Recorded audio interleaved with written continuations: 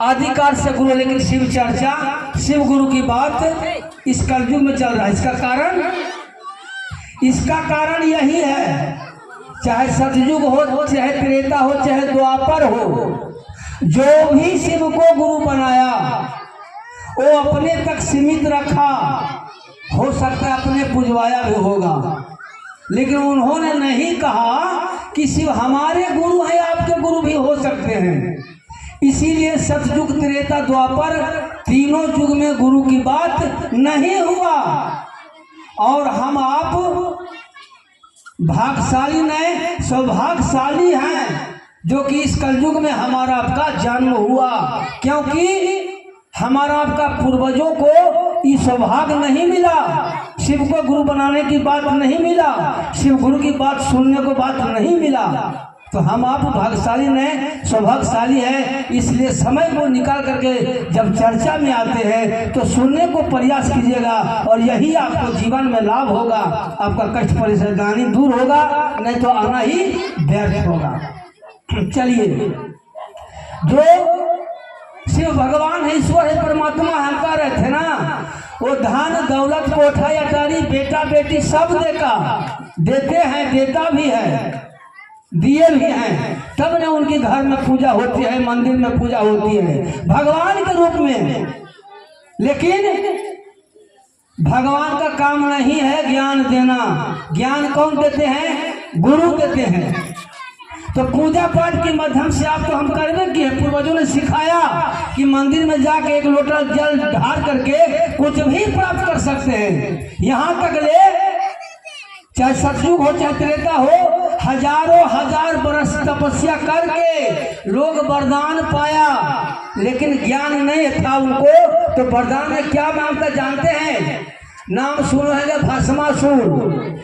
जब खुशी हुए तब भोलेनाथ बोले कि हे भस्मासुर, तुम वरदान तो मांग लो, इच्छा अनुसार हम तुमको देंगे। भस्मासुर ने कहा, हे भोलेनाथ, हमको यही वरदान दीजिए कि जिनका माथा पर हाथ धरे उचर के भस्म हो जाओ। भोलेनाथ तो दे दिए, अब खुशी में जा रहे हैं। तो नारद जी बोले कि हे भस्मासुर, इतना खुश तुम काहे हो? भस्मासुर ने बोला कि हम खुश इसलिए है कि जिसका माथा पर हाथ धरेंगे उचर के भस्म हो जाए। और नारद जी सोचेंगे तो पूरा का भस्म कर देगा। तो बोले कि हे भस्मासुर, जो तुमको वरदान दिया है ना, उन्हीं को माथा पर हाथ धरो, जांचो।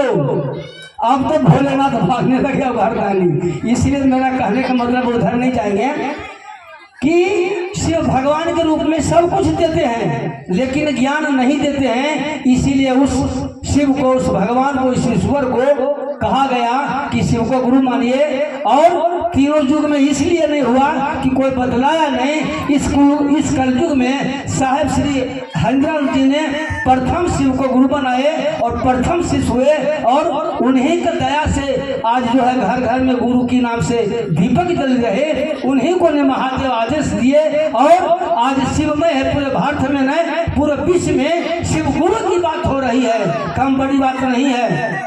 और भगवान बोल कर लेवे किए, पूजवे किए, लेकिन उनसे ज्ञान ले लीजिए कि कैसे जीना है, कैसे रहना। ज्ञान तो सबको है कि माता पिता हमको जन्म दिया है, बुढ़ारी में हम पानियों नहीं देती है, तो ज्ञान है ना।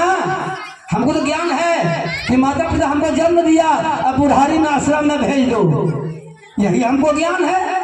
इसलिए इस मनुष्य को ज्ञान की जरूरत है। ज्ञान रहते हुए समझ नहीं है कि जो माता पिता जन्म दिया उसका भी हम सेवा करें।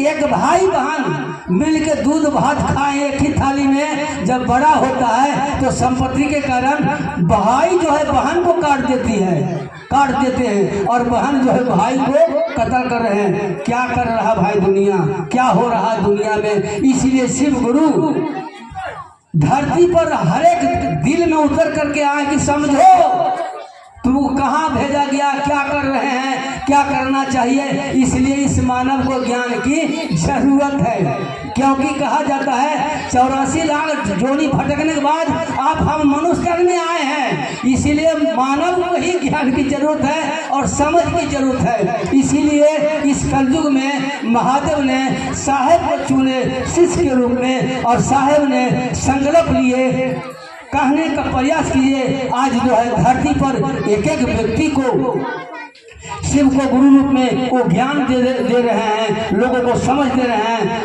तो जानते हैं जो भी धरती पर अनलीगल होता है वो अनलीगल होना बंद हो। क्यों? कि जितने भी धरती पर पुरुष है भाई नजर आते हैं, जितने भी नारी है वो बहन नजर आती है, चाहे मेरी माँ हो, चाहे मेरी बेटी हो, चाहे बहू हो, एकदम भाई बहन का रिश्ता पवित्र होता है। इतना सुंदर साहेब आपको हमको दिए हैं दीदी, और हम आप चर्चा में आकर के सुन नहीं पाते हैं, ज्ञान ले नहीं पाते हैं कि हम लोग कहाँ चले हैं। अपना अपना काम धंधा छोड़ करके घर आए हैं, थोड़ा सुन लीजिए फिर तो गलबात कीजिएगा। इसलिए बहुत मूल्यवान चीज हमको आपको दिया है। चलिए साहेब ने जो त्रिशूल दिए हैं, कहिए कि हे शिव आप मेरे गुरु हैं, मैं आपका शिष्य हूँ, मुझ पर दया कीजिए।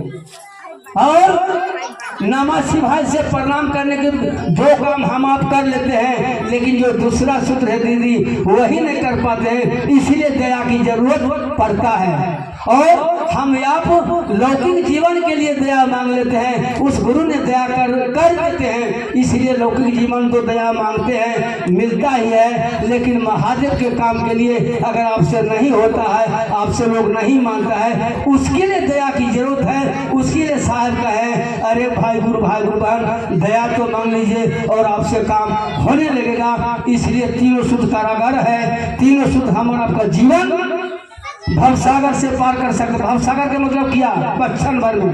भवसागर के मतलब यही हुआ कि इस माया के बाजार में काम क्रोध लोभ मोह इसमें हम आप लपटाए हुए हैं। यही भवसागर है, इससे निकलना है, इससे बचना है। तो शिव को गुरु बना